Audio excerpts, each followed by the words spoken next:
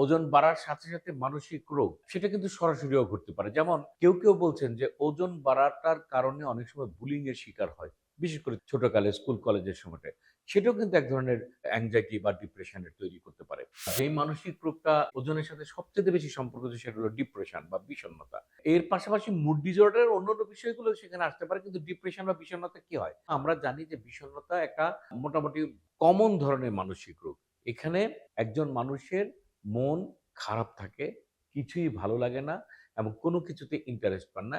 যার জন্য এক ধরনের টায়ার্ডনেস, উইকনেস, কাজ না করার, কাজে মনোযোগ দিতে না পারা, কাজে আগ্রহী না হয়ে যাওয়া, এই বিষয়গুলো কাজ করে। ফলে কি হয়?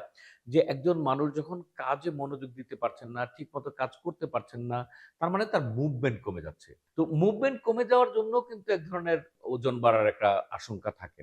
মুভমেন্ট কমে যায়, যে কাজটা যেভাবে করার দরকার সেটা ঠিকমতো করতে পারে না এবং এটার কারণে আবার মন খারাপ। সেই মন খারাপটা সাইক্লিক অর্ডারে আবার চিকিৎসার মধ্যে আসে।